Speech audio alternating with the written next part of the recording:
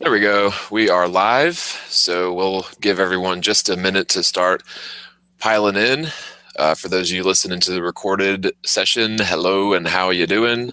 This is your friend John the Morgile for Season 2, Episode 3 of Static Plain Truth Live. And real quick before I get started, with me, I've got the lovely Kristen Wolf. Kristen, how you doing? I'm doing great, John. How are you doing today? Awesome. Awesome. I'm just going to start it off by going over some stuff that I was writing today, and that way it'll give all the other panel members a chance to sort of shuffle in, and then we'll just open it up. So without further ado, righto. So growing up in Florida, I thought it was kind of odd from a heliocentric perspective that any one state or particular area on this spinning sphere would be a lightning capital of the country or lightning capital of the world for that matter. And indeed, Florida receives more lightning on average than any state in the U.S. And if I'm not mistaken, it's high up there in terms of per capita or per annual lightning strikes than any other place in the world. So that, I don't know, maybe it's just me, but I sort of thought that any place on the spinning sphere would be just as prone to lightning than any other place. But indeed, Florida is very prone to lightning for some reason. So, of course, now there is no full true explanation or real scientific explanation for the phenomenon of thunder and lightning in the heliocentric spinning sphere Earth model for some reason. And if we consider the static plane model, sort of like Nikola Tesla did, lightning actually begins to make sense, especially if we consider the world as a perfectly balanced plane with a negative charge and enveloped in an enormous electromagnetic field generated by an EM vortex in the central north, if you subscribe to that model or if you're humoring that model. There are obviously other flat Earth models, and until we're able to truly explore the outskirts of the sun's visible path and do, geodetic surveys of areas like the international date line and up and down that meridian, there's I think that there's some keys to unlock there. Now, could you imagine, though, if our forebears would have spent gazillions of dollars exploring the world as opposed to faking space, how many answers we'd have by now? Instead, we got a bunch of cheap B film reels and cartoons a la Apollo and Pioneer 10, where you've got light and yogurt and astronauts pretending to play golf on the moon and basically just brainwashing people.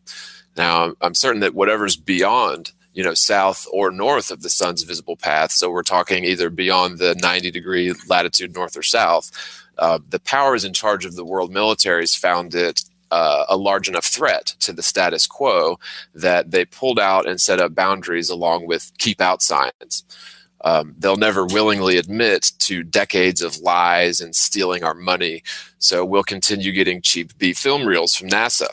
And the majority of people will believe it's real and snub their nose at anyone trying to tell them it's fake, cartoons, and now, of course, CGI.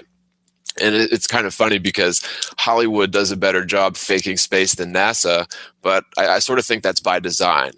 I think NASA deliberately makes their space footage extremely, be real because they don't want to get too grandiose in the fakery, and that's sort of a smart move.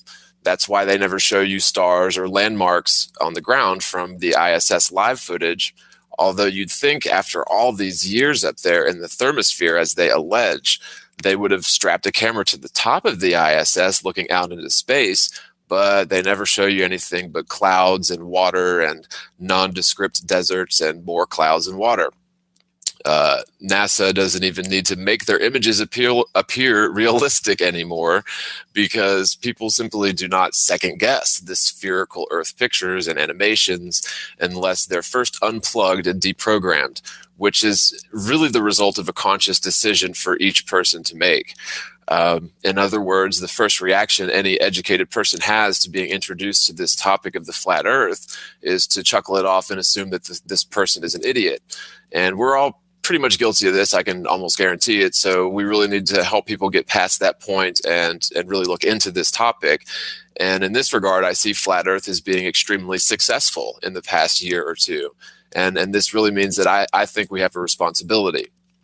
We flat earthers can help to unplug and deprogram people from this terrible sort of silly lie involving the spherical spinning earth. However, it's still up to the individual person to really reconsider everything they've been taught about theoretical physics and their, science fiction paradigm, which is really pervasive.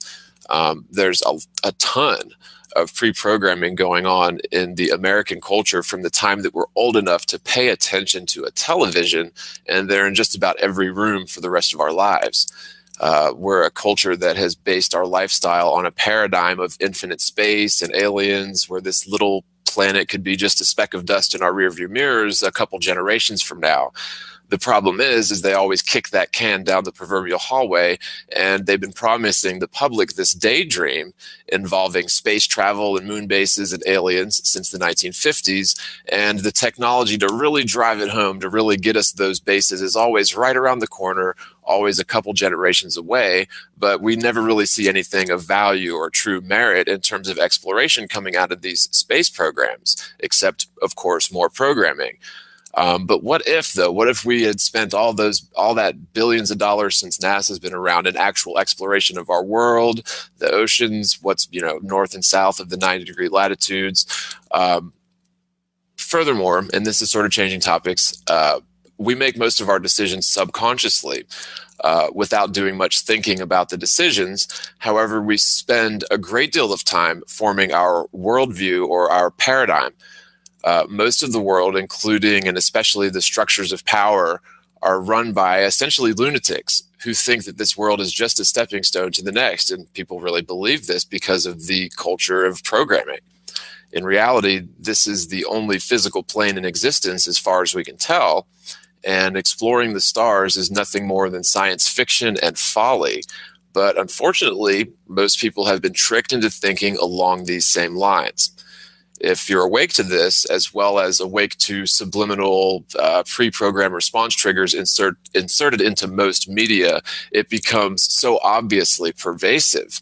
Our culture and paradigm is literally overstuffed with science fiction programming, so it can be extremely difficult to walk people through this and wake people up to this.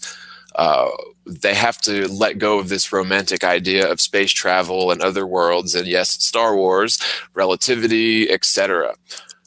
Over the years, my research has always led me sort of time and time again to this pervasive subliminal programming going into the public's collective subconscious. And I honestly had no idea just how grandiose and pervasive and overwhelming it actually was until, we sort of stumble on flat Earth, and it's like just whoa, it's all over the place. Once you're awake to the fact that the world isn't a spinning sphere, but a stationary plane, the amount of globe Earth propaganda and subconscious inserts are just alarming. These symbols and psychologically related emotions, and finally the companies benefiting from such associations in our minds, are probably doing this to intentionally conceal the fact that they are probably not doing this to intentionally conceal the fact that the world isn't a spinning sphere, but instead people in charge of branding and advertising reflect their worldview into the artwork and help to reinforce this terrible, silly lie unintentionally. In other words, not everyone is in on this, but everyone who's plugged into the lie will subconsciously help to reinforce the fallacy without any intention to deceive others. And I'm just going to end this sort of diatribe with a couple of unexpected quotes. This one, I was looking for a quote regarding propaganda from Joseph Goebbels. He was in charge of Nazi propaganda back in the time, of World War II and Hitler. And I did find the quote, but when I was searching for the verbatim quote, I found this as the first quote of Joseph Goebbels on Wiki. It's not exactly related, but I'm just going to read them both because I thought that I actually agreed with him. I was like, that's kind of odd. I agree with the Nazi. Don't label me as a Nazi or call me or whatever. But so here's the quote. Again, this is Joseph Goebbels. It is rotten and dismal that a world of so many 100 million people should be ruled by a single caste that has the power to lead millions to life or to death, indeed on a whim. This caste has spun its web over the entire earth. Capitalism recognizes no national boundaries. Capitalism has learned nothing from recent events and wants to learn nothing because it places its own interests ahead of those of the other millions. Can one blame those millions for standing up for their own interests and only for those interests? Can one blame them for striving to forge an international community whose purpose is the struggle against corrupt capitalism? Can one condemn a large segment of the educated Sturmer youth for protesting against the greatest ability? Is it not an abomination that people with the most brilliant intellectual gifts should sink into poverty and disintegrate, while others dissipate, squander, and waste the money that could help them? You say that old properties class also worked hard for what it has. Granted, that may be true in many cases, but do you also know about the conditions under which workers were living during the period when capitalism, quote, earned its fortune? And I would imagine that was not very good conditions. So that wasn't the quote that I was looking for. And again, don't label me as a Nazi or a communist, but I would just say that I agree with that statement. So chilling. So here's the quote I was looking for, and then we'll open it up. So if you tell a lie big enough and keep repeating it, people will eventually come to believe it. The lie can be maintained only for such time as the state can shield the people from the political, economic, and or military consequences of the lie. It thus becomes vitally important for the state to use all of its powers to repress dissent, for the truth is the mortal enemy of the lie, and thus, by extension, the truth is the greatest enemy of the state. End quote. So with that, we'll just open it up. It looks like we've gained Patricia Steer and Antonio Subirats. How y'all doing today? I'm doing great, John. Thanks for having me on your show. Interesting stuff that I joined right in the middle of you reading. Yeah, I planned it that way, so perfect. And, Antonio, how you been, man? I'm doing good. I can't believe you're such a Nazi. Right. Sorry. No, it was a good quote. Yeah, the quote, when you put it in context, there was so much wisdom coming out of what they were saying. You know, not to paint me myself. No, I mean, about capitalism, they're so right. And we've, I don't know about you guys, but we were sort of raised in this era or this culture where capitalism is thought of as the best way to run a system. And it's basically the faith that people will be greedy, right? I mean, that's what capitalism boils down to, is that people will, at the end of the day, as long as, you have a way to sort of punish and reward them, they can be controlled through the monetary supply. I mean, that's the way I see capitalism. And I think it's, I disagree. I think it's a terrible way to run, a country or an entire culture. Absolutely, because apart from anything else, one of the qualities that it entails in society is status anxiety. And, oh goodness! And then, y'all didn't have Ronald Reagan over there with his trickle-down economics. Oh, geez. I was in high school during that time frame. Yep. Mm-hmm. Lots of greed just in the culture at that time. That's when there were TV shows like Dynasty, and with all the glitzy jewelry and the glamorous women and the money and the cars, and that was the yuppies and that sort of thing was happening. And let's not forget Dallas. Oh, of course, Dallas. And I live in with Houston the Bush now. Family. With the yes, Bush exactly. Family. And I live in Houston, and the Bush family lives pretty close to here, or at least part of the Bush family. So that culture is still happening here big time. So yeah, those damn Bushes, I'll tell you, they've been in U.S. politics for several generations, and we haven't seen much of them since, that's right, Jeb Bush. He was the governor of Florida forever. He ran for president, and thank God. I mean, but what are we left with, though? Donald Trump, really? Who do you think is going to win, John? Not that it matters. It doesn't matter. I don't think Hillary could possibly win, but Donald Trump is I don't know. He's a game show host, right? What about the conspiracy that there's going to be some kind of martial law in the United States and Obama will retain his presidency? Yeah, we've been under martial law for years. All they have to do is say the word and it's enacted. All people need to do is have to say the word and people believe it's going to happen.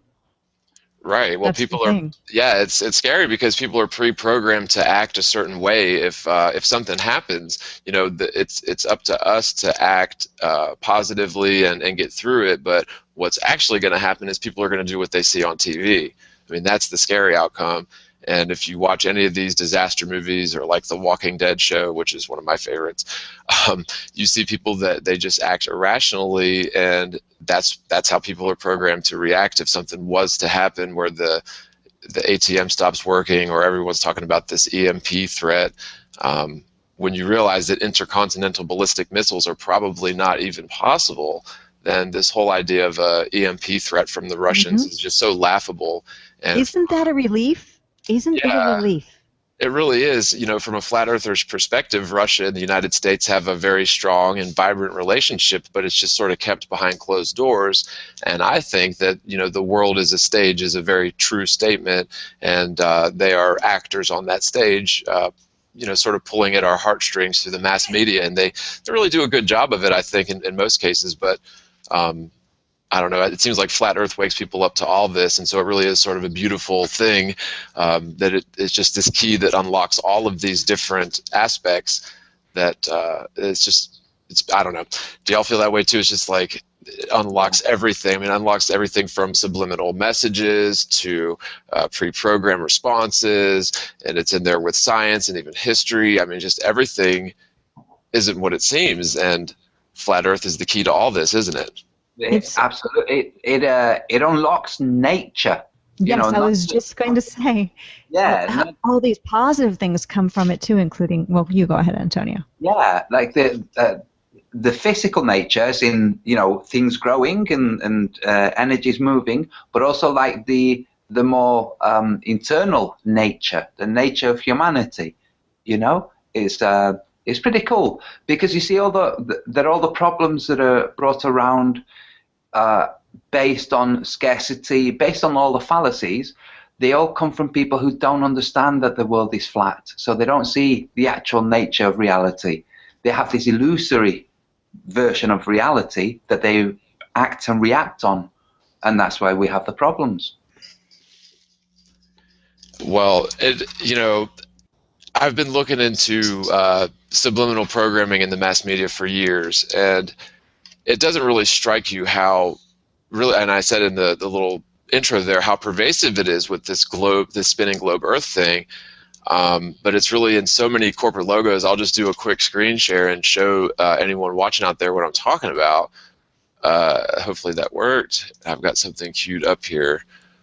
Where'd they go? Here we go. So like all these corporate logos, it just goes on and on and on with the globe. The globe's everywhere. It's in Universal Pictures. It's in all these different logos, and I don't think that people are actually doing this intentionally. People are reflecting what their belief system is, and by doing so, they reinforce this lie intentionally, right?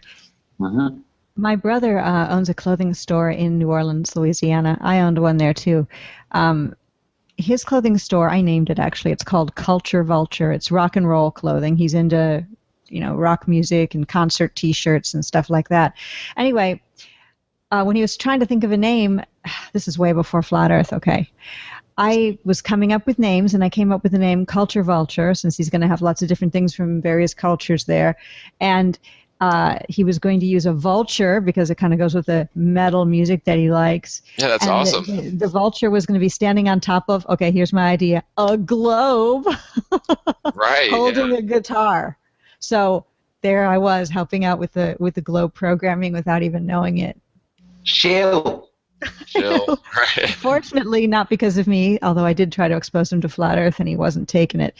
He did change, there's no more globe in his logo, but not because of the Flat Earth revelation, but he just got bored of it. But I thought it was pretty cool, the vulture with the guitar, the rock on top of the globe. Boy, was I an idiot. So now you're on episode 150 what of Flat Earth and Other Hot Potatoes? Yeah, it's 1,050. No, I think it's 109, just as they say, in the can today. So. Yeah, people still think I'm totally crazy. We took an Uber ride to Zoe's Kitchen earlier today, and the Uber driver asked me, well, what do you do? And I'm like, well, lately I'm a professional flat earther. Oh, that's a good one. I went into the store, and he's like, well, wouldn't everyone just fall off? I was in the store, and he's like, okay, well, I'm not going to talk about it. I got a really good comment today on one of my, I'm going to have to put my glasses on to look it up and read it to you. It's exactly pertaining to what you said. But boy, we all get that fall off question coming our way on videos all the time. And even if you don't make videos, you get that kind of thing. But this was a person who randomly came to my channel. This isn't a person who watches the videos or anything like that.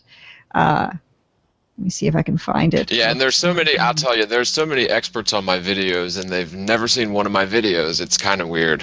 Yeah, exactly. They just come along and drop a comment bomb, and they're doing it to try to either, people say, oh, there's paid people who do that, or they're just being a jerk. Yeah.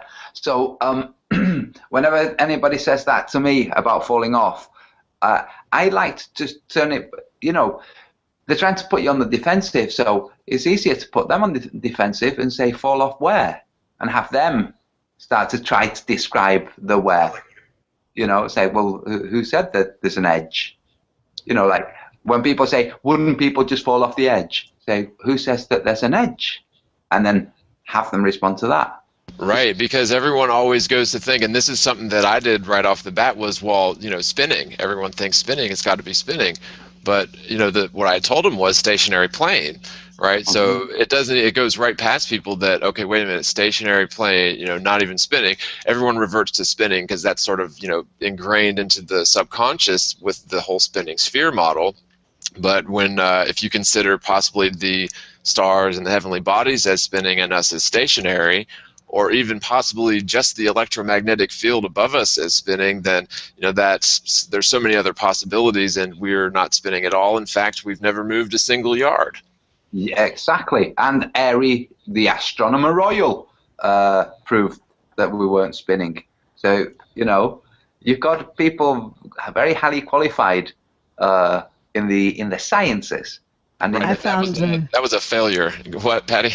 I found a very highly qualified commenter who I've never seen comment on anything before, and I'll feel free to talk about this person only for the fact that I don't even think they're a real person. Their channel name is D4NK, but when you look at it, it spells out dank.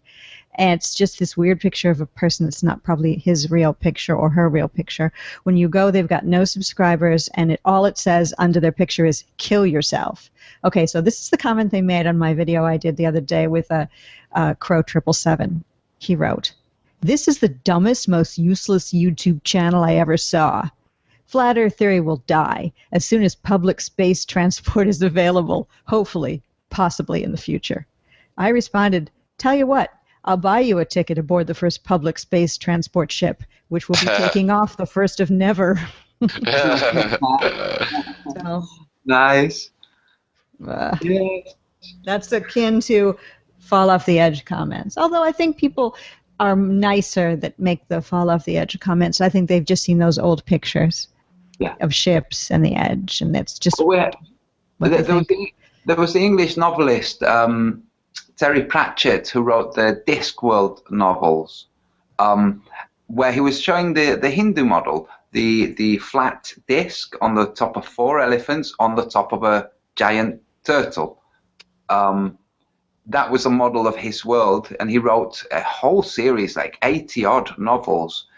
In each novel, the introductory paragraphs were describing the shape of that Earth. So that was a disc with eternal waterfalls falling off the edges. So even if people haven't seen the old pictures of the ship falling off the edge, there's a lot of younger people who have read those stories that were later made into cartoon movies. So there's still a popular meme out there, a disc with water falling off the edges. And so people will say, oh, you believe the Earth's riding on the back of a turtle. You hear that sometimes. And that was actually part of the belief system of one of the ancient Native American tribes, if I'm not mistaken, right? Or like some Mayans, they thought we lived on the back of a turtle or an alligator. And, I'd believed that before I believed it was a spinning sphere in outer space again, for sure. You know what? When you think about it that way, if you had all the belief systems lined up and you could just look at them on a graph or like right on your computer screen, the spinning ball looks just as crazy. Crazier even. I mean, Yeah, sure, there could totally be a turtle. Yeah, it doesn't. Possible. The spinning ball doesn't even have legs. Exactly. Well, you mentioned earlier, Antonio, the Aries failure experiment. That was so important because they were trying to calculate, exactly how fast, either we're spinning in relation to the stars and vice versa. And what they found, or the evidence, was in line with the fact that the Earth is stationary and it's just the starlight along with the ether moving. But you never hear about this. They don't teach this in physics, and there were subsequent experiments. So many of them, the Michelson, Morley, and Gale experiments, Aries failure, several of them where they were intending to prove the Earth is spinning and the ether is essentially stationary. And Einstein went ahead and threw out the ether altogether. But at the end of the day, there's all this really good scientific evidence.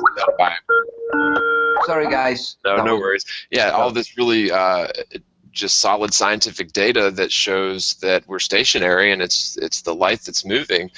That's really, really important, but they don't teach that to theoretical physicists and astrophysicists, and that's sort of a shame, but it goes to show, it's a very good example of how the educational system is totally misleading people, and people should be really pissed about this, especially if they've spent $250,000 plus interest on their education and they're just being fed lies. So well, they have to. They're kind of forced. They're cornered into teaching the model they teach with the theories, because if they remained open to the idea of the ether, then they would be looking at the energies involving associated with the ether and arriving at things like over unity.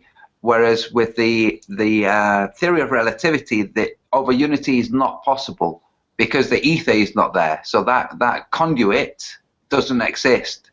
So you have this theoretical nothingness from which energy cannot arrive. Well, nothingness is not something that exists from where energy could or could not come from, which is why when they describe the Big Bang Theory, they don't describe the nothingness at the start.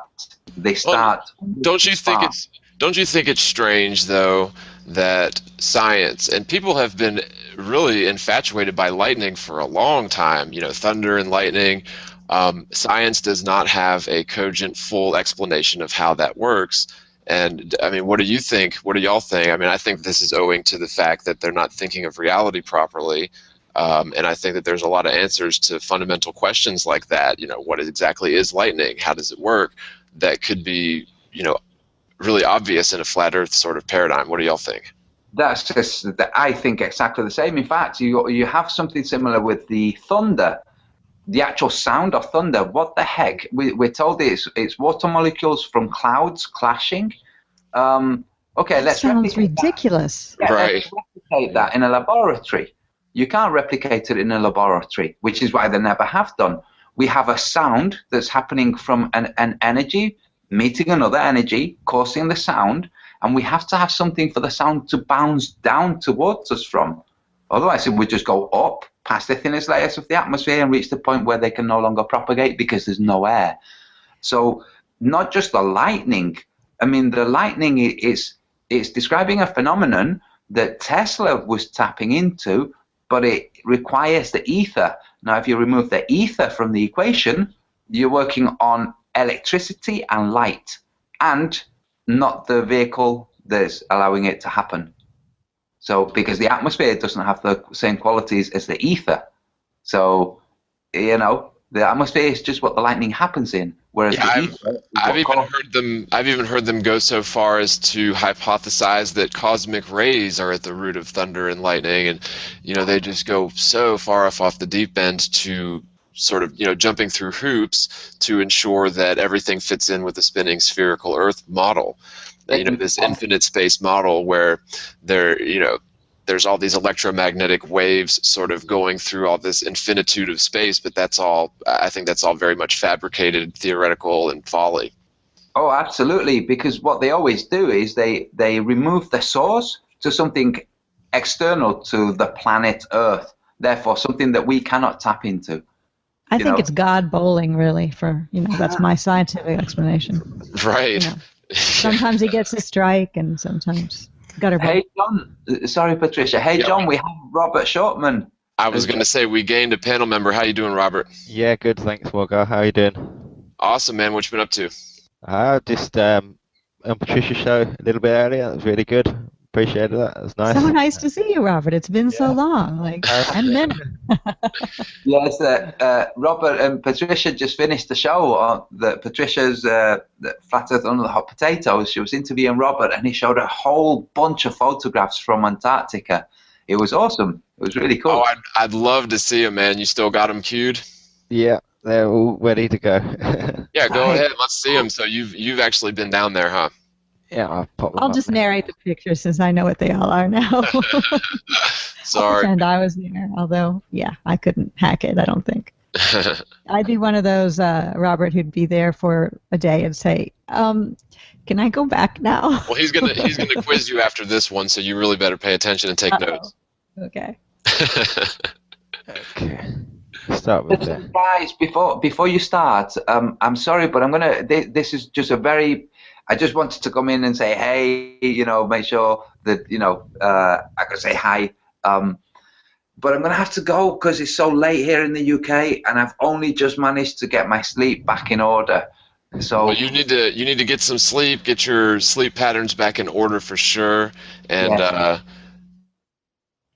I have to go too, but my reason is not about sleep, though. Yeah, John, I was sleeping.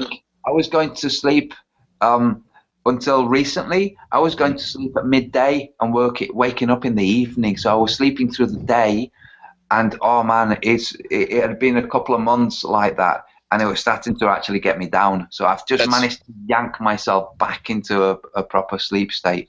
Yeah, you got to, man. You gotta have it regular patterns, or it'll throw off your balance, man, for sure. Yeah. So you do that. Take care of yourself.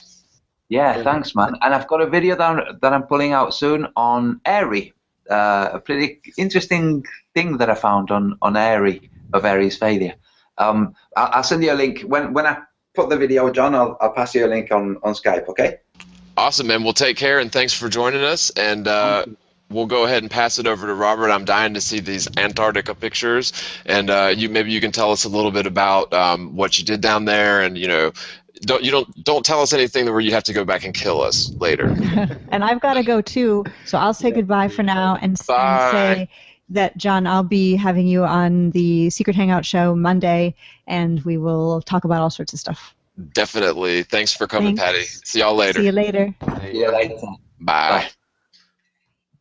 Yeah, this is just one of the islands that I did a clean up, which was clearing all the rubbish away. Awesome. There's some amazing sights that you really can't put into words until you're there. Oh, look at the penguins, huh? Yeah, they're not too worried with the snow. So how long were you down there in the Antarctic for? The Antarctic in total about 16 months, 17 months in total, and then there's about a month I sat in between the two missions, the staying down there for the 13 months and then coming back and spending a month in the Falklands and then going back to the peninsula and spending many months clearing up all the rubbish, but on the way I get some good views. And so you more or less stayed confined to the same pie slice of Antarctica in the globe Earth terms, or the same area, or were you pretty much just the UK slice? Yep. Yeah. So there's no sort of free roaming other than what your orders are, or no, that's it. It's pretty much what your orders are, and you do what you do each day, and you're part of the ship's crew, so you clean up on the ship and take part of the duties similar to what you do in the base. It's almost like military, the way they run everything. Are you familiar at all with the Iron Republic story? It was from the late 1800s, and it was published in 1902, I think. Essentially, this ship I believe he was coming from Great Britain, went south all the way down past the 90 degrees south latitude and was going around trying to find a passage through and found a passage through. Do you think that's possible? I mean, given what you've seen down there, if you were to go exploring and it was a good summer with not a whole lot of ice cover, there may be some inlets that you could go beyond or, into. Yeah, I mean, I'm literally standing on like 2 or 3 meters of ice below me there, so you can get close to it. And if you find the lead, which is just like a ramp up the ice, then you don't have to, you don't have to mountaineer up 200 feet of sheer ice. Right. And I think it's so important because there's this huge misconception out there, at least this is the way that I've read it, that people state that flat Earth proponents claim that there is no Antarctic. And I think that that's ridiculous. And so it's sort of good to see a level-headed flat earther who's been there. And so, we can point to that and say, no, that was never anything I've said, right? No, I heard that as well. And it annoyed me when I've been down there. And I was like, well, no, I believe in flat Earth. And, I've clearly seen the evidence with my own eyes and facts on the internet and in reality. And then I've been there. So, yes, it does exist. And, you really have to sort out the nonsense when people say that, oh, no, it doesn't exist, it's in your imagination. Well, no, it's not. It does exist like the flat Earth exists. Well, what's so interesting to me, too, is before, a few years ago, before I came into this truth about the Earth being a stationary plane, my sort of life research did take me into looking into the Antarctic, and there is sort of this mystery surrounding it. I was looking at things like the black hexagon in the Antarctic. And there's definitely weird things. I've even got a photo I can show you which looks like a pyramid. And I recently, I keep an eye out on what propaganda they're putting out. You've got characters like Richard C. Hoagland who take it to this whole bizarre level and say, yeah, there's the same thing on Jupiter too. And so it's just so weird how it's all sort of designed to lead you away from the truth.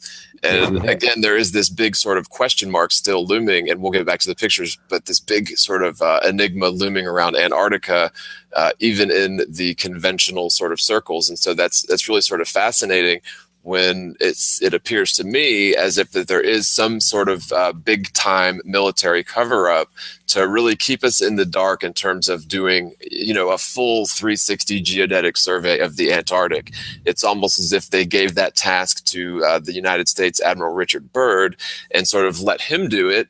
And nobody's ever really concerned themselves with going back down there and verifying his claims and verifying, the maps. And well, sure, people go down there. But in terms of the military, like when you were down there, you're sort of confined to one area. There is no sort of massive geodetic survey going on. However, it's such a vast area, they could be 50 or 100 miles away doing whatever they want and nobody would ever know it, right? I mean, they could, and if they had facilities or machines to tunnel in, then they could make a discrete entrance and have a whole complex under there and you wouldn't even know.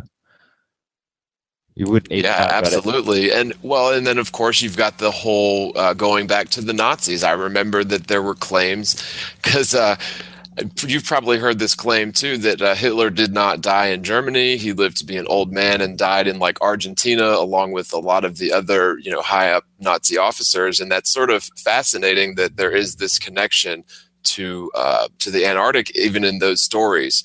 And then you have these other offshoots of that idea where the Nazis had some sort of a secret base out there. And that sort of gets chilling if perhaps maybe they found their way, to another area. Well, I think it could well have found their way to a new area. And if other countries had been aware of that as well, they would want, their finger in that pie to get there and loot whatever resources or claim their part of, their sovereignty, in that area. That all countries would do that, and then they would say, no one else is allowed here, it's just for us only because it contains this or that.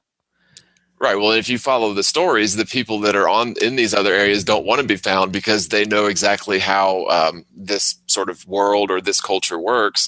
The whole Iron Republic story, I don't know. I mean, I tend to like to believe it, but it's just I'm the type of person to where I have to knock on the wood or stick my finger in the hole sort of person, right? Doubting Thomas, and that's just me. I'm a skeptic, and I think that's a good thing to be, because then you tend not to fall into any traps or any kind of laid out plans that people want to put on you and say this is exactly what it is, and you kind of take it at first value, which is not the way to be. You've got to kind of really. Yes, I say that very tongue in cheek. I'm a skeptical flat earther, but a skeptic nonetheless. Yeah, you've got to be open minded, because if things change or new data comes to light that we've found out, then we've got to be prepared to understand it and kind of go with it. Really, it's no point of just jumping at the first thing. So did you? The maps, isn't it? We don't know exactly what it's shaped like, but we've got more of an idea than the rubbish that they feed us. So it's something to work on. See, I guess going down to the Antarctic would be a totally different experience as a flat earther. Like I'd be constantly like monitoring the south and looking for other sunrises. I've seen some video evidence that isn't exactly conclusive, but it's sort of compelling, where you can see the obvious course of the sun behind you. So that would be towards the north. But then you see just a glimpse of maybe the outer edge of another sun's, of another system's. That is the only one photo I've had to do that with. Periphery. And the reason that is because this chap was a South African elite special force. Okay, good. I'm glad I didn't see that then. And it's all smudged out, yeah, on purpose. Excellent. I didn't show that in Patricia's show. Great. But yeah, there was a lot of specialized people down. I dealt with a lot of the Marines that were in the HMS Endurance, so that was a whole operation in itself, and that was flying fuel and stuff to the different locations. Right, man. So when you were down there, see, I've never even left the United States. So whenever I talk to people that have been abroad and been sort of, I guess you could say, exploring, everyone I've talked to is sort of the same thing. It's all very confined. When you're down there with the military, you're sort of limited in your capacity to travel and explore and do experiments and research. Military ship there, yes, a military ship there. To me, that would be an extremely important place, especially in a spinning sphere model, which becomes so preposterous when you actually go down there because, of course, if you're at the equator on a spinning sphere, then you're traveling east at 1,037.5 miles an hour, theoretically, right? And zipping around a curve, so you're vertically falling at like 135 miles an hour. Yes, I sat down and figured it up one day. So that would be an extremely volatile place. And you'd think that if you traveled to, close to the poles where you're spinning a lot more slowly, theoretically, then I don't know, maybe you'd experience things differently. But did you notice anything at all different, or was the Earth not spinning, or did it appear to be spinning differently than you're used to? Exactly the same. Yep, exactly the same. Didn't feel anything different in that. And it's just so odd because it never dawns on us, does it? No, it should be spinning slower there, so you'd feel it, wouldn't you, if you were used to one speed and then you suddenly went to the supposed south on the sphere. And that's how powerful, I was talking about predictive programming earlier. That's how powerful that is, that it literally sort of allows us to disassociate with our eyes and our best instinct and our best judgment. And it allows us to totally shut ourselves off from reality, what is true and what is correct. But it's really powerful. And when you have this sort of paradigm that, we live on a spinning sphere, then again, we sort of jump through hoops to make that work for everything. Although subconsciously we don't realize we're doing that. I think that we really sort of have to, and we'll do a lot to keep our imagination sort of at ease with the way that we view the world, right? I agree totally, yeah. I mean, we have to do it that way, I think. But, wow, that's awesome. I'm spacing out at the helicopter. Yeah, so that's a military helicopter. They're all military personnel. They're digging tents in locations, and then they would just drop in the fuel down, and then we'd haul the fuel over, load it onto the plane, and then fly the plane to the drilling depots. Right. Yeah. I've always sort of thought of helicopters as a really good indicator of how stationary everything is. And you can't really use that argument in the South Pole because, well, yeah, the Earth's supposed to be orbiting the sun at 66,000 miles an hour. That's what we're told.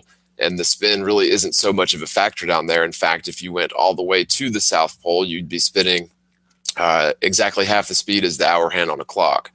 Yeah. And that disparity, I've mentioned this in a few videos, but the disparity between that and the equator should make things way, way differently at the pole compared to the equator, just because of the lack of centripetal force at the pole and the abundance of centripetal force at the equator. But no, there is a slight difference on a scale between the 2 points, and that's really in line with barometric pressure. Although in the South Pole, I believe things would weigh a little bit less than the North Pole, right? Because the barometric pressure is way lower down there. Did you guys do any sort of barometric readings or anything like that from time to time? No, they didn't have really any instruments for that. We got the results from the BBC Weather Office. Oh, really? Yeah, they had a direct link to them, so they just kind of got the data from them, and they kind of check all around everywhere what the weather's doing. So, but I think they know more than they're telling on with what the weather's happening. Right, and so you'd think that you guys would have your own sort of self-contained weather balloons and radars and that sort of thing. But so you're actually getting your weather piped in from London then? That's it. Yeah, I mean they had weather things there and they had weather balloons, but they didn't seem to tell you what the weather was doing. It was told from London. Yeah. Wow. Huh. They didn't bother. Thinking of that, you'd have thought they'd have some kind of radar system that would be able to track the weather. They had radar systems for do other things. Now, in terms of communications, did you ever get too much into that side of it? Because, of course, globe earthers love to say, well, they're bouncing their communications off satellites. But I don't think that's the case. I just think they've got powerful radio receivers that send out that signal, and then they've got the receiver in the phone or the thing at the other end. So yeah, they might be reflecting it off the ionospheric dome. Yeah, it's so funny because people would tell me, yeah, ham radios used to be able to transmit just vast distances, like just ridiculous. And I always thought that they were either mistaken or misinformed because at least me personally, I was brought up thinking that in order to send a radio transmission, say from the United States to Australia, you'd need a satellite, right? But in fact, these long-term or these long-range communications have been going on since long before there were satellites, and I really think this goes back into looking at the world from a sort of a Tesla coil or a large capacitor plate point of view.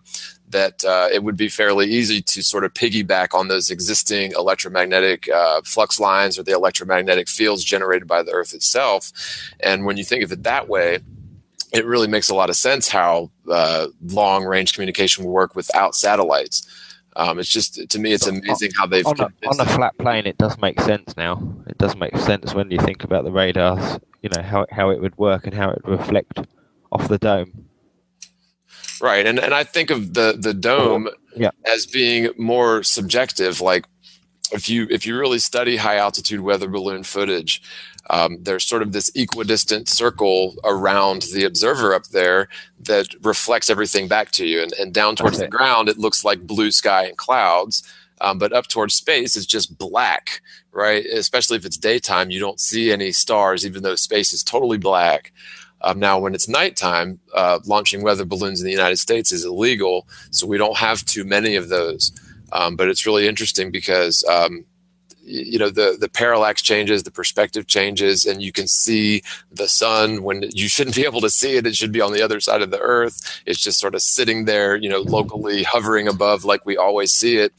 And I've seen weather balloon footage before as a globe earther, and never really sat down and figured out, well, that sun looks awfully close, and by God, there's a hot spot, right? It's just that we don't make those connections until we're open to this, and then you just see it everywhere. It's so blatant and obvious. It's sort of ridiculous. I mean, even with the high altitude jump that chap did. I can't think of his name. Felix Baumgartner, the Red Bull jump, 137,000 feet. They managed to splice the frame in when they had the standard camera, and you got a split second or so of it flat horizon as he was opening the door, and then the rest of it was GoPro fisheye kind of. Yep, lens. Totally fisheye, and it's the same thing that NASA's been doing for a long time. I remember going down to when I lived in Florida, it was either at Universal Studios or one of the theme parks where you get into this ride and it shows you on a big, huge, like before they had IMAX, it was sort of like that, like a planetarium sort of thing. And they show you the rocket taking off as if you're in the rocket looking down. And I always remember, even as a kid, that they would cut that. And I was like, why do they always cut that right there? And it never dawned on me that it was just fake. They were faking it with a fisheye lens. Same here. I mean, the thing that aggravates me when I see it now is when they're taking off in planes and jets and that kind of thing, and they're doing their high altitude, but they're actually a few hundred feet off the ground, and it's like fisheye at that height, Oh yeah, but of course, if you watch any sort of and there's lots of good high altitude weather balloon footage out there where they don't use a fisheye lens. Yeah, it's just amazing. And people like Dr. Robotham wrote Zetetic Astronomy in the mid 1800s. They were getting up in hot air balloons and getting up a couple, maybe 2 or 3 miles at the most, and they would even remark, they weren't finding any curvature, and they were extremely skeptical about this. And to me, that's really important because globe earthers have this argument where they feel very comfortable saying that flat Earth is this sort of bizarre, outdated perspective from 500 years ago, but you realize that's really not true. And there were really, really smart people. And then throw the science back in their face and say, "Well, look, it clearly doesn't match up with what you're presenting." So it is what it is, not what you're saying. What I started the show on, Robert, was just sort of a little diatribe that I worked on for a little while about lightning and how regular, typical, conventional science, modern physics, doesn't have a complete, cogent explanation for lightning and thunder, the whole phenomenon. They've got some good guesses and they think they understand how it works, but I think that this is a result of them trying to cram or jump through the necessary hoops to make sure that everything is neat and tidy in the spherical spinning Earth model. But lightning and thunder and these sort of things seem extremely natural to me from a flat Earth perspective, or even like Tesla's perspective. I tried to find this quote from Tesla. It's a really good quote where he likens the world to a giant Tesla coil or a capacitor plate, and the ionosphere as the other plate or the negative charge to complete the connection. And to me, that makes a lot of sense, and things like lightning and thunder would make a lot of sense if only we could get our scientific minds and the guys with the equipment and all the computer program, the software that's dedicated to studying lightning and that sort of thing, to think about this a little differently. That's interesting. I mean, what do you think of the Carrington event then that happened in the 1800s? Yeah. Well, maybe you could describe it a little bit. I may not be familiar. The event was when they kind of just got to the stage of telegraph poles and receivers at each end and perhaps controllers. And what happened was there was a supposed flare from the sun that caused auroras all around the plane or the world, that they said. And with the result of that, there was a back current feed from the ground that caused all these places to actually catch on fire and telegraph poles to catch alight. And I think could that be a globalist lie that they're pushing out, and this was just an event that did happen, but it was nothing to do with the sun, and it was more to do with what you're saying, like a Tesla coil Earth type of thing, and perhaps an overload or some type of. Yeah, they may have not had they may have not had everything grounded out properly. I'm not really sure, but it's a really good point that any piece of equipment, or say the ISS, the International Space Station, anything like that uses up electricity has to be grounded out. And even airplanes, they'll do this. They'll store up a static charge, and then as soon as they land, they ground out, and so that static charge is released. But they have to ground out. You have to release that static charge, or what you get is an overload. Yep. And that may have been. Yeah, that may have been what happened in that situation. I'm not familiar with the event, but that's one really excellent argument or proof that the ISS isn't even up there, is the fact that even if they could somehow get it up there and get it in the thermosphere that supposedly fluxes from many hundreds of degrees plus in the daylight to many hundreds of degrees minus in the nighttime. Yeah. But then, of course, there's this whole debate in terms of, well, what is temperature in the thermosphere? And so, because the molecules are so spread out. But at the end of the day, the ISS couldn't possibly be up there for 15 years and never ground out. They'd be fried up there just from the static charge buildup alone. And NASA doesn't have any sort of explanation or technology in terms of how they do this. And it's a really big problem. It's yet another problem with NASA. Plasma, wouldn't it? It would be plasma and electrostatic that would be so high it would end up, you wouldn't be able to do anything near it or have anything go near it, because it would just explode by the arcing that would happen between the two objects that are going towards each other. Because as soon as something went near it, so just say for their picture, of something docking, how would it dock if they've got two different potential charges and that thing's clamping on? You'd get a massive bout across from the station to the object, wouldn't you? Right, yeah. I mean, because that static charge would be needing to go somewhere. Yeah. And there's just so many problems with the ISS. You've got there's other issues with the inertia of the thing. I mean, some of the capsules and different parts of it are just connected by like a single arm and a single bolt, right? But the sheer force of it just kind of going round and it having these exerting things on it over that 15 years, it would be in bits now. What it is it's in an enclosed pool. That's why they can. Well, let me ask you a question, though. Here's another thing, too. You were in the Navy. No, I wasn't. I was in the in Bassett. I mean, it worked closely with the military. Well, you were on a ship. Yeah. I was on it for about 3 months. So yeah, you guys would have. I'm sure that you would have some sort of protocol or rules in place for keeping the doors shut or the hatches closed. Yeah, all the time. That's sort of when you're out at sea or out in any sort of hostile environment that you want to keep out, especially if you're talking about infinite space, a vacuum that's going to suck everything out in about, a minute. If they would just keep all their hatches closed, that wouldn't be an issue. But you would have to. I mean, even in a ship that I was in, you rough weather, everything was battened down. You weren't allowed out, and then that was it. You couldn't just do it like they do it and have all the hatches wide open. Yeah, you can watch NASA. You can watch NASA footage. That would be it. Everything would be sucked out that second, and for hundreds of hours. You can watch them for hundreds of hours up there in the ISS.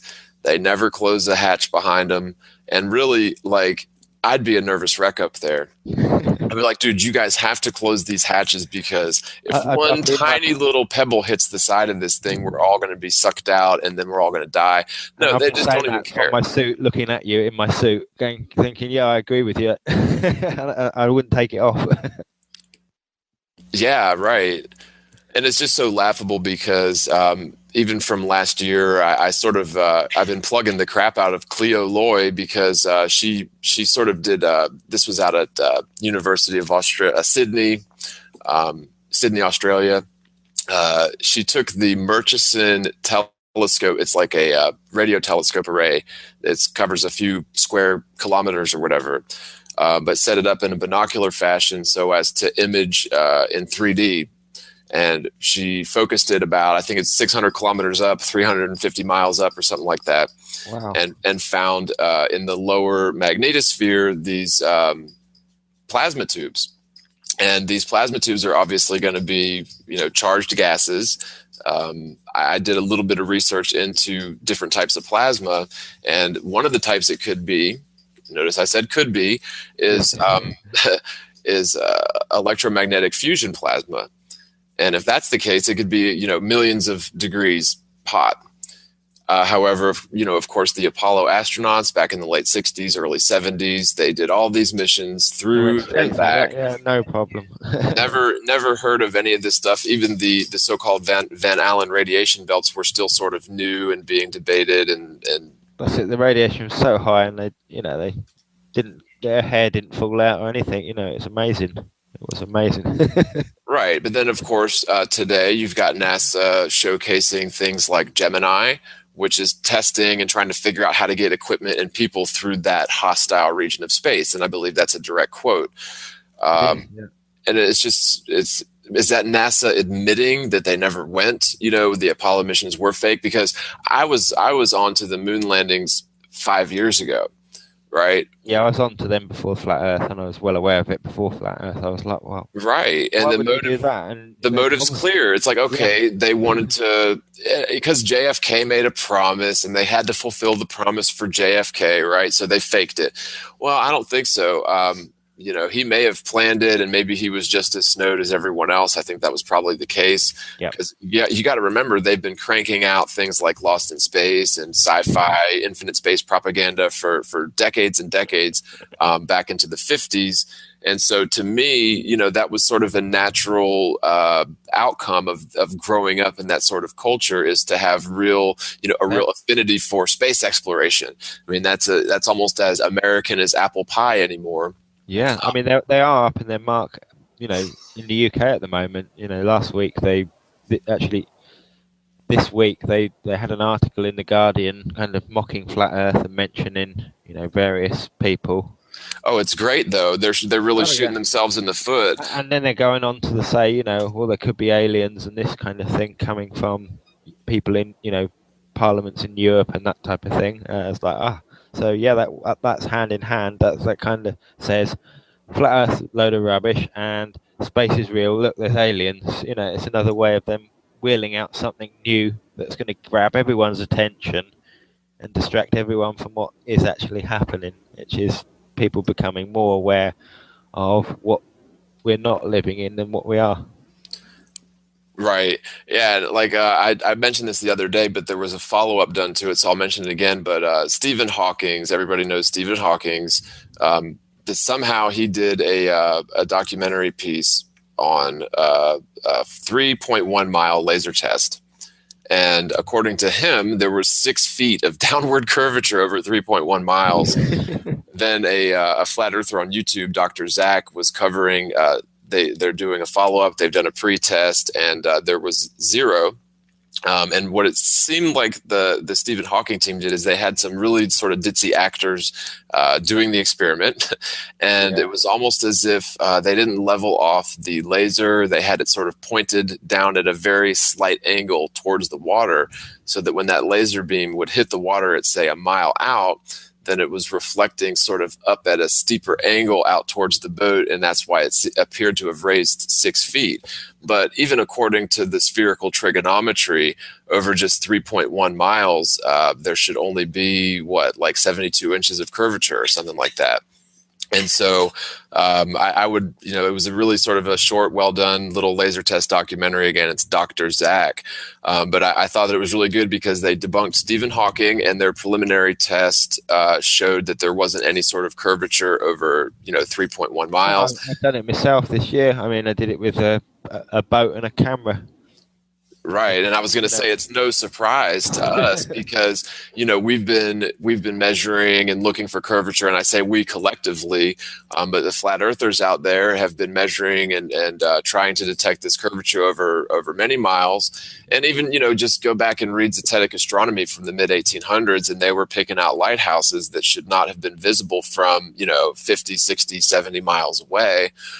So yeah, it's no surprise. I mean, if there's 0 curvature over 70 miles, I'm not surprised there's no curvature over 3.1 miles. But it's really funny how it's a nice test you can do though, and if you got like a bit of flat water that extends that distance, then you can do that. Everyone can do that test for themselves. They only need one person at one end and one at the other with a P900 or. Right. Yeah. Well, and laser light does bend.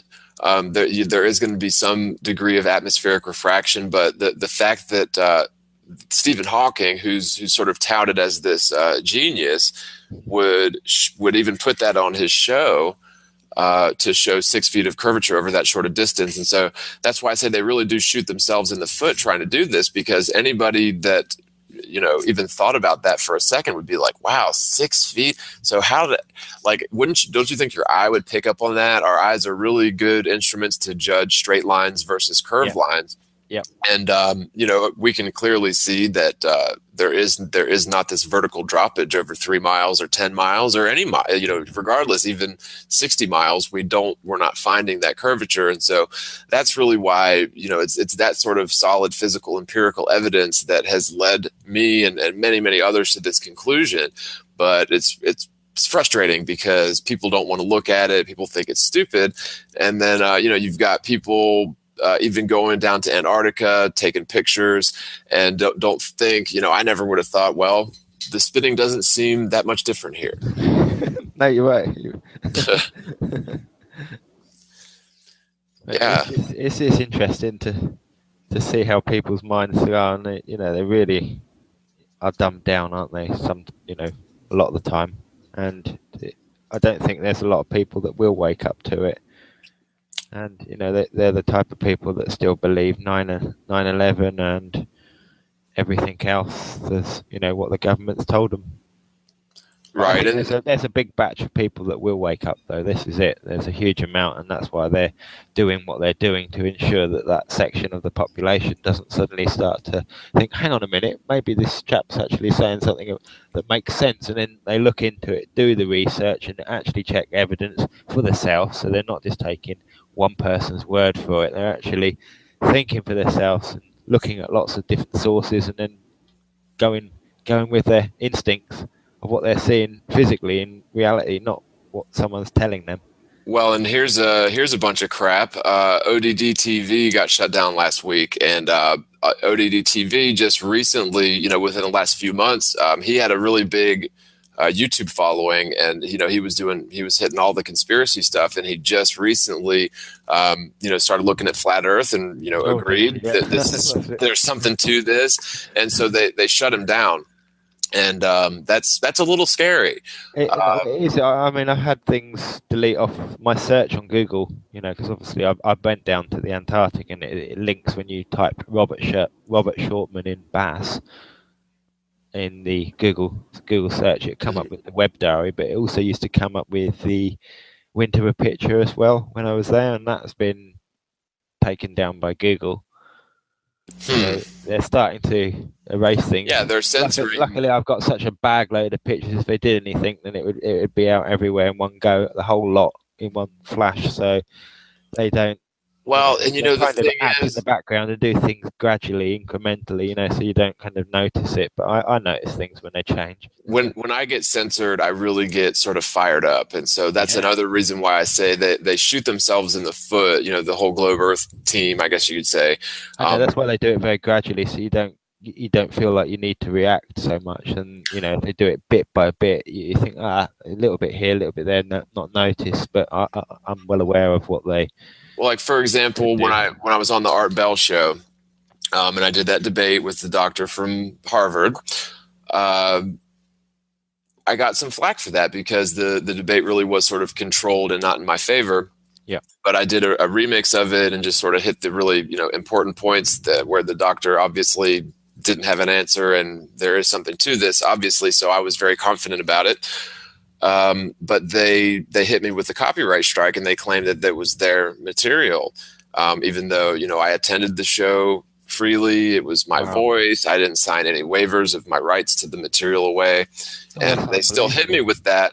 And for about 3 weeks, I was like, well, I'm not going to do a copyright strike because I have to give them my address. And I didn't necessarily want to do that. So what I did is I shared that video on Google Drive with a ton of people and told them, you can upload this. And some people took some copyright strikes doing that. But it made it so that I wasn't the only one posting it. And I went ahead and did the copyright strike, and it was lifted.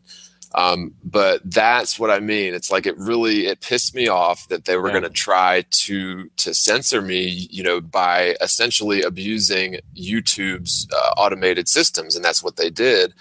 And so in pissing me off, they made the problem worse. That's it. That's probably why they haven't shut me down or done anything, because if I suddenly just went off there, it would just prove everything, and then everything that I said previously to everybody else that's known and seen me and listened and on all the other shows, it would just added a huge amount of validity to it, and that would have shot them in the foot completely.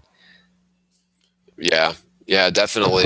So by ignoring it and then just mocking things with flat Earth, it ridiculizes the whole thing, and then you think, it's just nonsense. He's talking, he's mad. He's lost it. So they don't mention it and they don't do anything to upset the wrong people, because they know that if they did, it would just backlash them a lot harder. So they just kind of work in the background and do these little divisive things. Yeah. Now, before you popped in, we had mentioned, let's see here. We had talked about the lightning, but okay. Subliminal programming. No, there was something else. We'll get back to that. Coriolis effect. That's something that people just pull out of their butt. When you try to tell them, there's really an explanation for pretty much everything that you think proves the Earth to be a sphere. I mean, really anything that I would have thought of. I've already ticked off my list, but something that sort of people just sort of pull out of their rear is this Coriolis effect. And the reason being is we see the opposing rotation of cyclones in the northern hemisphere versus the southern hemisphere, or so that's the claim. That's how the claim goes. But in fact, it appears that especially in a flat Earth model, that this is the way the wind is going above it. Well, right. It's according to where the sun is, and it's passed from Capricorn to Cancer. So that middle point between the two, counterclockwise and clockwise rotations of cyclones is not fixed at the equator, but instead sort of travels along with the sun. And that makes a lot of sense. If you think of the area where the sun is rising, say you're south of the equator at Capricorn in the southern summer, that area is going to be sort of perturbed and aggravated and heated up by the sun at a little bit more of a direct angle than the areas north. And so you've got, run your hand through a bathtub full of water or run an oar of a canoe through the water, and you see this sort of opposing rotations of cyclones just from doing that. Yeah. And that's what I sort of see the sun and even the moon doing, is heating up and then cooling the atmosphere and the waters. And, this could even have something to do with the tides as well. But just that constant perturbation going in a, looking down from top in a clockwise motion. There is that interference between, there must be some type of energy field or something that's causing that to tides, everything changing at those points. Yeah, I really think it. I think it is complicated, and more complicated than I think we can imagine to start with, because we're just realizing the base of what it is rather than how it is and how it was made and how complicated it is.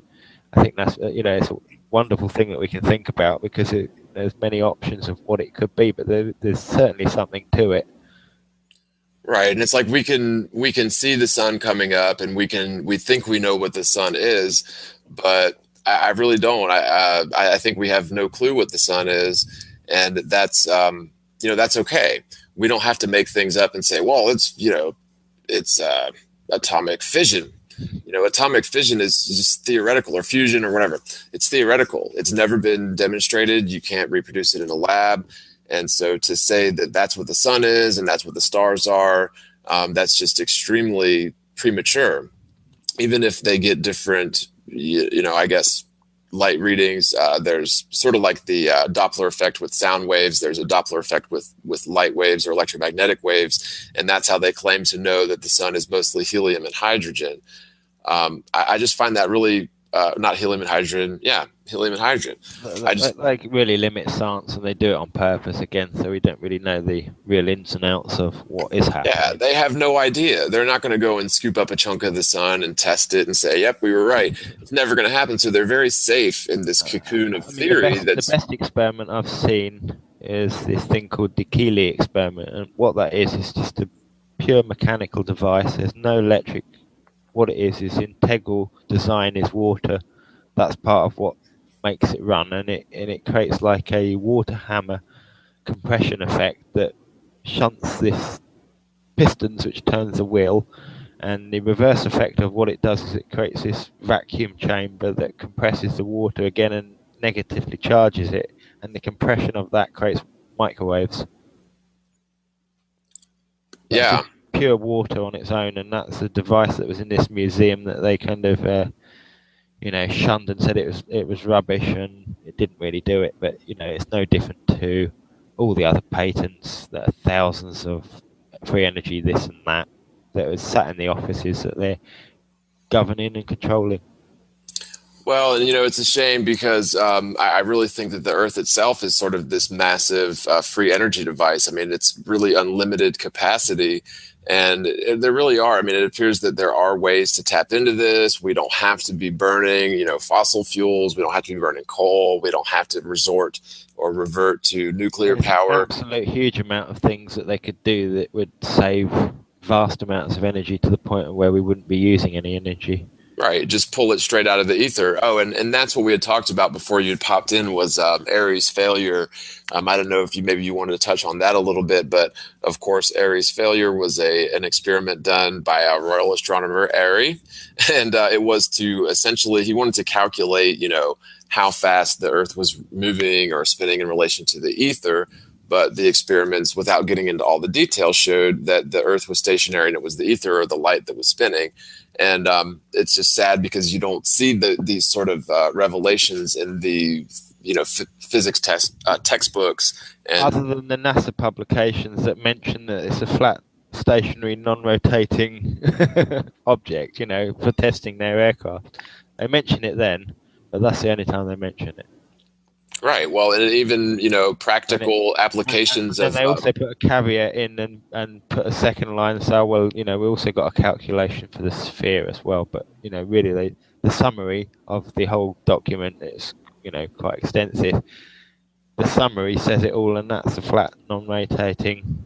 Well, I'll tell you, the ancient Romans definitely knew that it was a plane, because if you look at their I was just sort of stumbled on this over the weekend, so it's really interesting. The ancient Romans had these miles and miles long aqueducts that they just spent.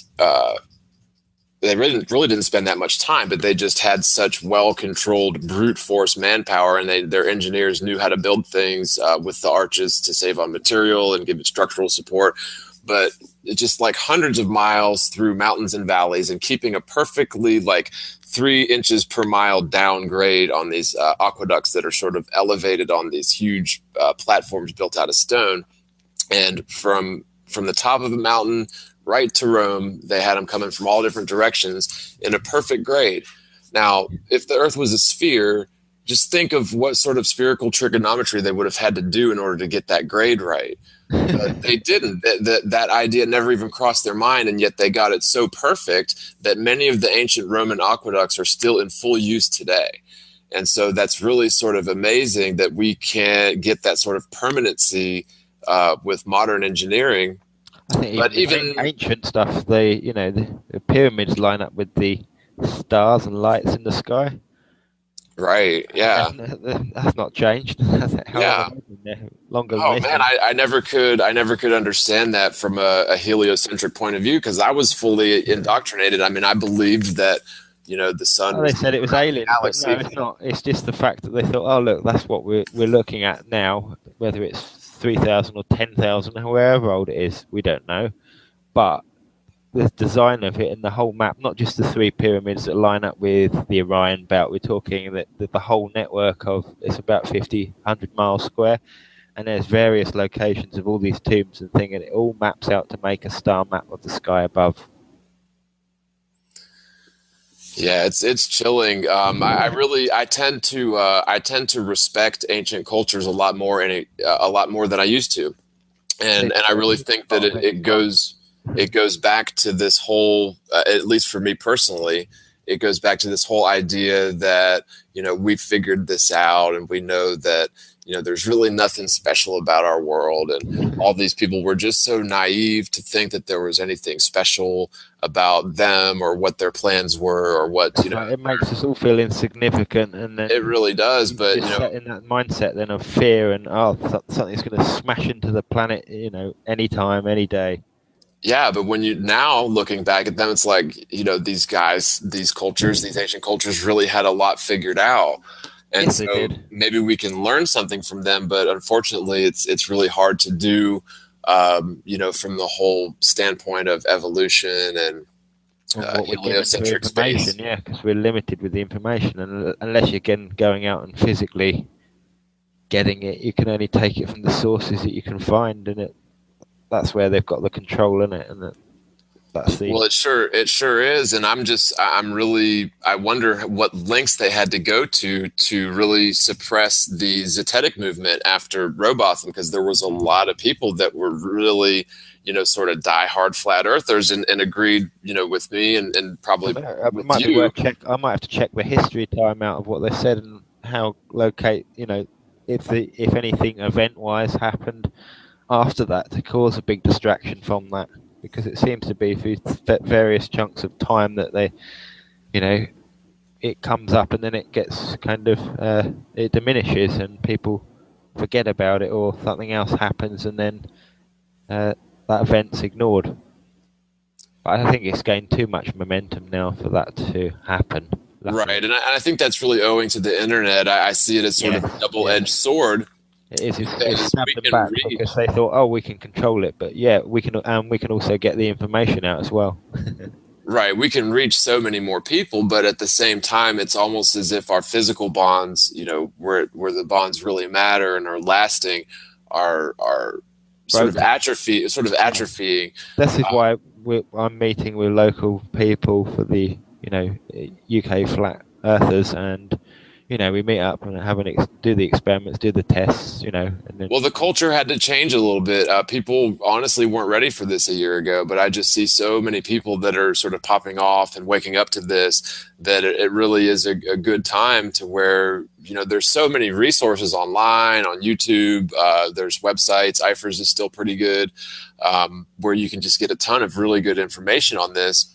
Whereas before, you had entities like the Flat Earth Society, who were sort of put in place to, make half-hearted arguments for the flat Earth theory, but then, sort of laugh at it and joke about it and come up with really ridiculous things like, gravity is caused by the Earth accelerating upwards at 9.8 meters per second squared.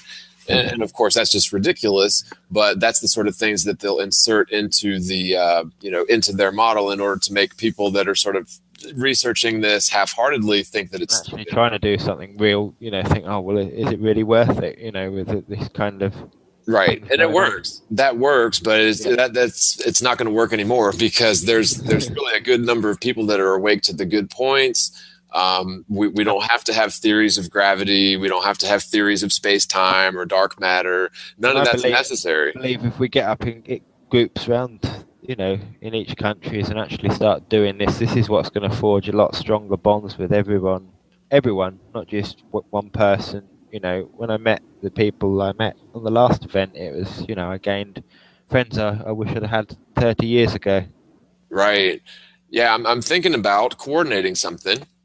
You never regret it. It's probably one of the best things I've done, gone to the Oxford one and the last event, which was recreating the Robotham experiment, and we did it slightly different. We were elevated at one end, but even that elevation, we took into consideration the height difference at the 5.5, 6 miles, and we still shouldn't have seen the thing where it was, which was a canoe. Well, and see, the thing about water is, though, it's going to find its level. So regardless of how high up or down low one side of it is, if that water is not flowing, then it's level. And the next one we're going to do will be, another Samuel Robotham experiment, but it's the one that's over 10 miles, and over that distance you shouldn't see a flag at each end. You should basically see it diminish in size from the distance, because it should be on a curve, so in between the middle of them 2 points That's how you can determine it. So they're going to have cameras fixed at each end and then do the experiment. And yeah, that's on the 23rd of July, Saturday. Yeah, awesome. Yep, going to go down and catch up with everybody and see some new people, and then get the experiments done and come away with more friends and an actual fact of doing something and physically getting to know people. That's the thing, because then it defeats them of their type of anti-humanism, transhumanism, stuck on a machine, plugged into a machine. It pulls away from that, and then you physically engaging people how you meant to. Yeah, I really do see this as something that changes people. And then everything else after that, YouTube and Facebook, all reinforces what you're doing and what you're aiming for. Yeah. Well, like when I first started looking at this, there wasn't a whole lot to fall back on. I mean, there's a ton of good information and we're finding more and more each day, but it takes a lot of people. I mean, and I'm sure that there's a million more, discoveries and flat earth proofs that none of us has ever thought of. Totally. But it really takes new people new people in and new minds and people that have got all these clues, and, people that have done things that we wouldn't have dreamed of, but come forward with the facts that prove something completely new, and then think, wow, that's fantastic. And the only way we can ever reach out to people, I think, is beyond YouTube and beyond chat, and it's doing it physically. Right. To the same level you do on YouTube, and get on, and yeah, it's the way forward, I think. So now lightning doesn't have a good explanation in the globe Earth model. Volcanic activity, people say volcanic activity and tectonic plate movement are only possible if the Earth is a spinning sphere. And I think that's really preposterous. First of all, I think it's part of the heating and cooling system of the plane we live on. So, right. I mean, if you look at the conventional narrative, they have this whole theory of Pangea, the supercontinent, where all the continents were sort of locked into one big giant continent. And over time, they've spread out all over the globe.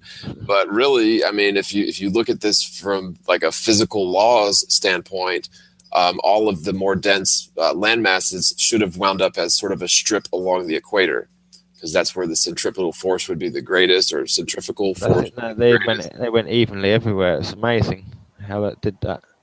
Right. That doesn't make any sense whatsoever. Yeah, I agree. Yeah, it doesn't make any sense whatsoever in a spinning sphere Earth model. But in a flat Earth model, it actually makes sense. If the continents are moving relative to one another, that's fine.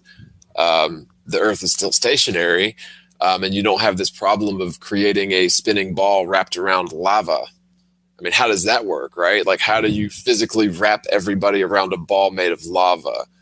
And that's what the globe is supposed to be. But I think maybe, we definitely have volcanoes, so we know that there is lava down there. Yeah. We may have tectonic plate movement. There seems to be good evidence for that, but I think it's way more extrapolation than there is scientific proof of anything. It's sort of theory, right? I mean, nobody was back around. How many millions of years ago did they say the Pangea was around? Nobody was around back then. Do you know if anybody has plotted the Ring of Fire on a flat Earth map to see what that looks like? The Ring of Fire? Yeah, all the volcanoes around the supposed globe that forms a ring. How does that ring look on a flat Earth map? Oh, interesting. Yeah, I'm not sure, but there are a lot of volcanoes popping off, huh? Yeah, that's interesting. I hadn't really studied the Ring of Fire, but I know I've been sort of following. There's been an uptick in. There's two of you now. I don't know how I've done that. That was fine. And then I got flung straight back in. Yeah. No, you're good. There's been drop off now because it's super late and I have work. Okay. Thank you ever so much for the invite. It's been a really eye-opening chat, and I appreciate coming onto your show. Oh yeah, man, good to have you, and we'll see you maybe next week or over the weekend, whenever you can pick it. Lovely, thank you. Take care, Morgal, and speak to you all soon. All right, man. We'll take it easy. Bye-bye. You too. Bye-bye. Yeah, I'll probably hang on here for just a few minutes and finish out a couple of thoughts, but I know we had Kristen Wolf on earlier, and I guess her computer overheated again. Somebody needs to get that girl a cooling pad for Christmas. No, so what I'll do is, it's pretty late here as well, and what I'll probably do is just go ahead and wrap this show up a little bit early tonight. We covered a lot. We had a great time. We had a great show. Thanks everybody out there for joining us. Just remember that this show and this channel is viewer and listener sponsored. So if you want to support the channel, you can do so through fan funding on YouTube or directly through PayPal to jonelance@gmail.com. Other than that, what I'll do is I'll just end this on the same note that I started it. There weren't too many people around when I started it, so I'll just go ahead and read through this again and I'll wrap it up. So growing up in Florida, I thought it was sort of odd from a heliocentric perspective that any one state or any particular area would be the so-called lightning capital of the country or possibly the lightning capital of the world. I just didn't really, it sort of perplexed me, or I was confounded as to how any one location would be more or less prone to lightning than any other, given the Earth being a spinning sphere. And of course, there is no real, true, full, cogent explanation for the phenomenon of thunder and lightning in the heliocentric spinning sphere Earth model. Considering the stationary Earth model, lightning actually begins to make some sense to me. Especially if we think of the world as essentially a perfectly balanced plane with a high capacity of charge, or as a giant sort of capacitor plate, as Nikola Tesla put it. And this capacitor plate would be enveloped in an enormous electromagnetic field generated by an electromagnetic vortex in the central north. Now, there are obviously other flat Earth models than the central north model. But until we're able to really explore the outskirts of the sun's visible path, south of the 90-degree south latitude or north of the 90-degree north, we'll never really have all answers to all these questions. Could you imagine if our forebears would have spent a gazillion dollars exploring the world and the oceans as opposed to faking space to trick us? How many answers would we have to these sort of questions? And I think we'd have a lot. That's probably why they say they know more about space than they do the ocean, because they lie about space and they don't know nothing about the ocean. Right, exactly. There's places on the ocean floor that have never been mapped or even, traveled to or anything. And of course, instead of exploration and real pioneering, we get cheap beef film reels and cartoons and CGI, like the Apollo missions in the 60s and the Pioneer 10 missions to Jupiter in the 70s. I'm certain that, and that was just a satellite, not a manned mission to Jupiter, of course. I'm certain that whatever's beyond the sun's visible path, either south of the 90-degree south or north of the 90-degree north, the powers in charge of the world militaries found it a large enough threat to the status quo that they pulled out and set up boundaries along with keep out signs in the Antarctic. They'll never willingly admit to decades of lies and stealing our money, so we'll continue to get cheap B film reels from NASA. And the majority of people will believe that it's real and snub their nose at anyone trying to tell them it's fake, cartoons, and now CGI. Hollywood does a better job faking space than NASA, and I really think that that's by design. I think NASA deliberately makes their space footage, sort of choppy and grainy and B-reel because they don't want to get too grandiose in the fakery. That's why I believe they don't show you the stars or landmarks on the ground from the ISS live. Although you'd think after all these years up there in the thermosphere, as they allege, that they'd have strapped a camera to the top of the ISS looking out into space. But they never show you anything but clouds and water, nondescript deserts, more clouds and more water. NASA doesn't really even need to make their images appear realistic, nor do the other so-called space agencies. We got so much footage, they keep rerunning it.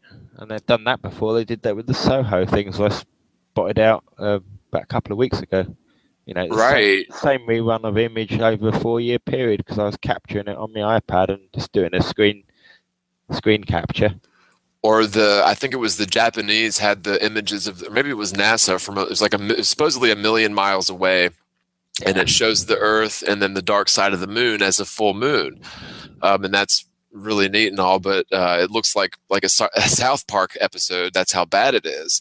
And if you randomly ask people, do you think this is real footage of the moon from space or CGI? They'll tell you it doesn't even look like CGI. It looks like really like an episode of South Park. That's how bad it is.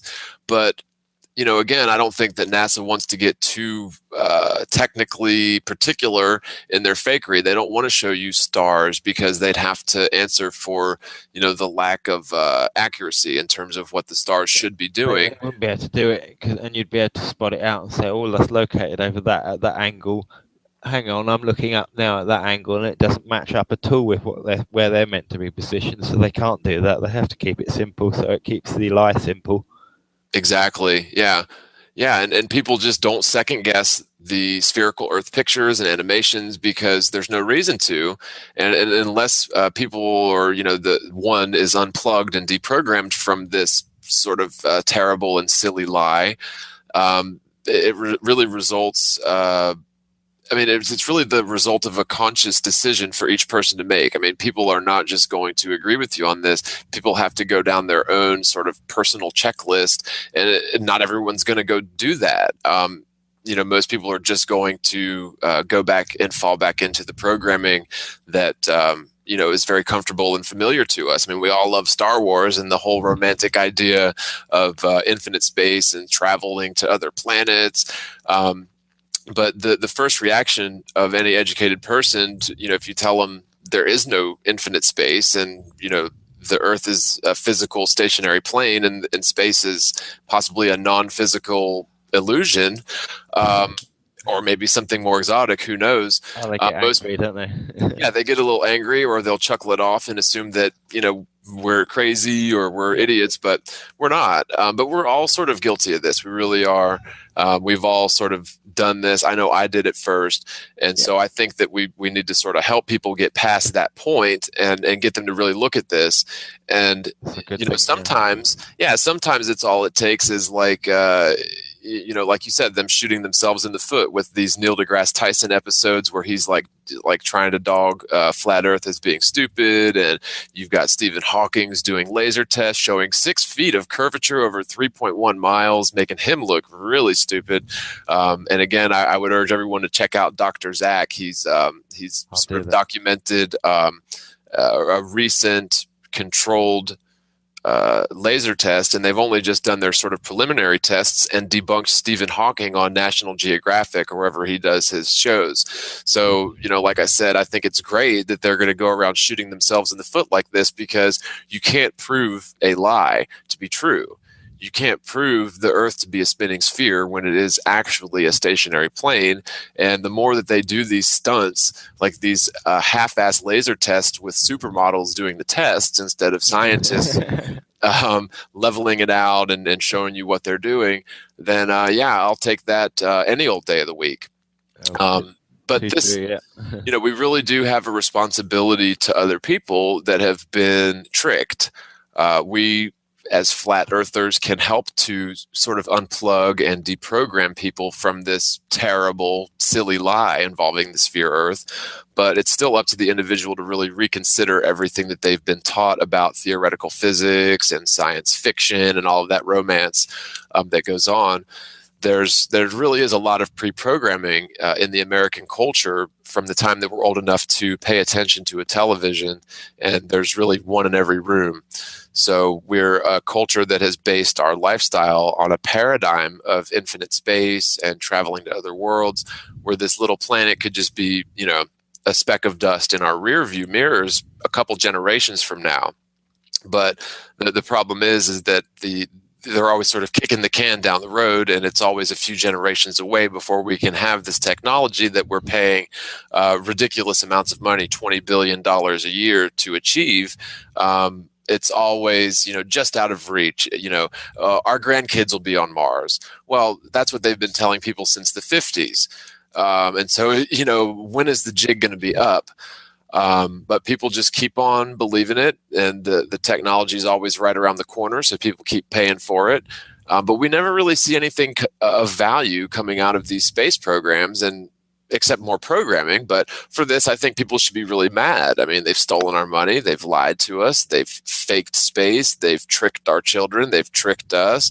And then you've got this whole world of science fiction culture that is really subservient to the globe, and it makes people really sort of mad when you step on their paradigm and shake things up and tell them, no, there is no galaxy far, far away, so Star Wars is technically not possible, sir, right?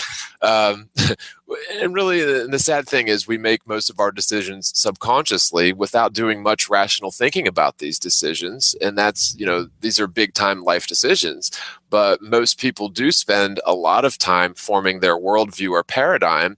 And based on that worldview is sort of the springboard for all of our decisions. And if our worldview, if our paradigm is sort of founded on false knowledge and fallacy, then that's a problem.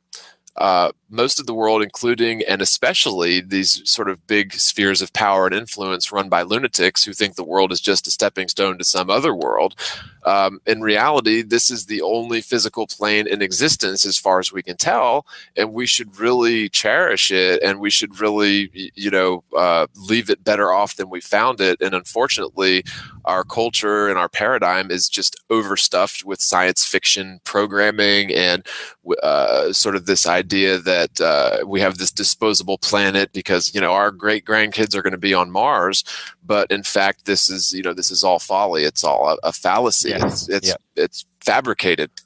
So it can be difficult for people to let go of this sort of romantic idea of space travel and other worlds and even relativity and dark matter. I mean, all of these theoretical ways that we allow for us to be stuck to the side of a spinning sphere to make the theory of gravity work. Theory that has never been proven or demonstrated and only sort of described as big G, as this gravitational constant. In fact, all of this is explained very well with simple density and buoyancy. Hot air balloons float, helium balloons float, and apples fall from trees. We don't need this sort of bizarre, outlandish theory of space and time being meshed together and, the world sort of displacing this space-time continuum to allow for gravity to push down towards. It's just ridiculous, but that's the sort of hoops that people will jump through to allow for this fallacy to work because that's their belief system. Over the years, my research has time and time again led me to this pervasive subliminal programming going into the public collective subconscious. And I honestly had no idea just how pervasive and overwhelming it actually was. Once you're awake to the fact that the world isn't a spinning sphere, but instead a stationary plane, the amount of globe Earth propaganda and subconscious inserts are alarming. These symbols and psychologically related emotions, and finally the companies benefiting from these associations in our mind, are probably not doing this to intentionally conceal the fact that the world isn't a spinning sphere, but instead people in charge of branding and advertising and artwork reflect their worldview in their artwork and help to reinforce this terrible, silly lie unintentionally. In other words, not everyone is in on this, but everyone who's plugged into the lie will subconsciously help to reinforce the fallacy without any intention to deceive others. And I'm just going to sort of end this on an unexpected quote from Joseph Goebbels. He was in charge of the Nazi propaganda back in the sort of World War II era. And I was looking for this quote from him that sort of sums this up well. But when I was searching for the verbatim quote, I found another quote as his very first quote of Joseph Goebbels on Wiki. And it's not exactly related, but I'm going to read them both because the first one, it was just sort of chilling because I really wholeheartedly agree with this. And so, please don't label me as a Nazi or a communist, but I'll just read the quote. This is, again, Joseph Goebbels. And then I'll read the second one. But, okay, quote, "It is rotten and dismal that a world of so many 100 million people should be ruled by a single caste that has the power to lead millions to life or to death, indeed on a whim. This caste has spun its web over the entire earth. Capitalism recognizes no national boundaries. Capitalism has learned nothing from recent events and wants to learn nothing because it places its own interests ahead of those of the other millions. Can one blame those millions for standing up for their own interests and only for those interests? Can one blame them for striving to forge an international community whose purpose is the struggle against corrupt capitalism? Can one condemn a large segment of the educated Sturmer youth for protesting against the greatest ability? Is it not an abomination that people with the most brilliant intellectual gifts should sink into poverty and disintegrate while others dissipate, squander, and waste the money that could help them? You say the old propertied class also worked hard for what it has. Granted, that may be true in many cases, but do you also know about the conditions under which workers were living during the period which capitalism, quote, earned its fortune, end quote? And I would imagine that the living conditions for workers living during the period when capitalism was sort of being built up was probably not that pretty. Now, again, don't label me as a Nazi or a communist, but I would say I agree with that.